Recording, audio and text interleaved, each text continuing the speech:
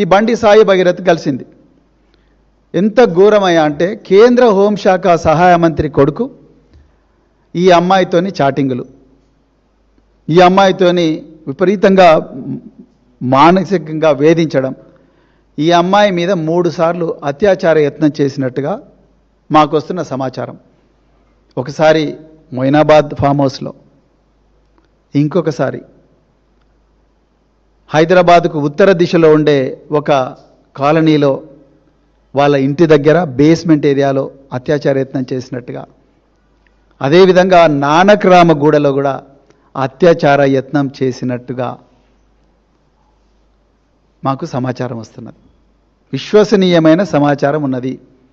మాకుండే సమాచారం మేరకు ఈ అమ్మాయి తల్లి ఈ ఆధారాలన్నిటితోని నిన్న పేట్ బషీరాబాద్కు అమ్మాయి తల్లి ఇద్దరు పోయినరు. మరి పోలీసుల గుండె ఎందుకు కరగలేదో నాకైతే తెలియదు. 3 సార్లు మొయినాబాద్ ఫామ్ హౌస్లో అయితే డిసెంబర్ 31 నాడు రాత్రి, అంటే ఆ సంవత్సరానికి అదే చివరి రోజు, న్యూ ఇయర్ డే సెలబ్రేషన్స్ జరుగుతూ ఉంటే రాత్రి వాళ్ళు తాగే డ్రింక్లో మత్తుమందు కలిపి ఆ అమ్మాయి మీద అత్యాచారం చేసిండ్రు అనేది కంప్లైంట్. ఒక కేంద్ర హోంశాఖ సహాయ మంత్రి కొడుకు మొయినాబాద్ ఫామ్ హౌస్లో ఒక మైనర్ బాలిక మీద అత్యాచారం చేస్తుంటే ఈ రాష్ట్రంలో ఉండే ఇంటెలిజెన్స్ యంత్రాంగం, పోలీస్ యంత్రాంగం ఏం చేస్తున్నది? అంటే మొయినాబాద్ల ఫామ్ హౌస్ల మీద దాడి చేస్తారు కదా, ఈ మొయినాబాద్ ఫామ్ హౌస్ ఎందుకు మీకు తెలియలేదు? నేను ఇవాళ సైబరాబాద్ పోలీసులను, తెలంగాణ పోలీసులను అడుగుతా ఉన్నా. అంటే ఆయన కేంద్ర హోంశాఖ సహాయ మంత్రి అయినందుక, లేకపోతే బండి సంజయ్ గారికి, కిషన్ రెడ్డి గారికి, రేవంత్ రెడ్డి గారికి అవినాభావ సంబంధం ఉన్నందుక? మీరు ఈ విషయాలు తెలంగాణ ప్రజలకు చెప్పాలి. ఆ అమ్మాయిని పెళ్ళి మైనర్ అయిపోయిన తర్వాత, మేజర్గా అయిన తర్వాత నిన్ను పెళ్లి చేసుకుంటానని నమ్మబలికిండంట సాయి భగీరథ్. సో ఇప్పుడు నాకు నువ్వు అవసరం లేదన్న వెంటనే ఆ అమ్మాయి 2 సార్లు, ఒకసారి ఉరేసుకోవాలని ప్రయత్నం చేసిందంట, 2 సార్లు చేయి మీద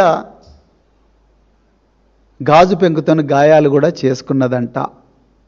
ఇది నాకు వస్తున్న సమాచారం. తప్పైతే సైబరాబాద్ పోలీసు వాళ్ళు చెప్పాలి. Because we don't know the facts. I got the information through my own sources. నాకుండే విశ్వసనీయ వర్గాల మేరకు నాకు వచ్చిన సమాచారం. ఇది తప్పైతే మీరు తప్పని చెప్పాలి. దాని తర్వాత ఈ విధంగా మీడియా మిత్రులకు మళ్ళీసారి నేను చేతులు జోడించి నేను కోరుకుంటున్నా, దయచేసి ఈ అమ్మాయిల మీద రాసేటప్పుడు కొంచెం కేర్ఫుల్గా రాయండి బ్రదర్స్. వాళ్ళు ఇది రాయంగానే వెంటనే 2-3 ట్విట్టర్ హ్యాండిల్స్లో చాలా ఫేమస్ జర్నలిస్టులు, వాళ్ళ పేర్లు నేను చెప్పనిగా ఏడుస్తారు వాళ్ళు. Union home minister alleges honey trap అనే హెడ్డింగ్తోనే లీడ్ స్టోరీ హనీ ట్రాప్ పెట్టినరు. ఈ అమ్మాయి గోస, ఈ అమ్మాయి మీద జరిగిన అత్యాచారం, మొయినాబాద్లో జరిగిన అత్యాచార యత్నం, ఆమె కూల్ డ్రింక్లో డ్రగ్స్ కలిపిన యత్నం, ఇవన్నీ ఎక్కడో గాలికి పోయినాయి.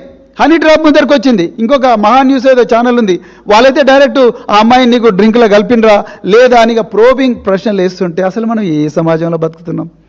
ఇదే మహా న్యూస్ మీద ఇంతకుముందు కూడా తెలంగాణ ఉద్యమకారులు పోయి దాడి చేసిండ్రు. అప్పుడు ఇదే బండి సంజయ్ వచ్చి మేము కాపాడుకుంటాం మీడియా అని అన్నారు. ఏంటి ఇదేమన్నా క్విడ్ ప్రోకోనా? నిజంగా నాకు ఆశ్చర్యం వేస్తుంది.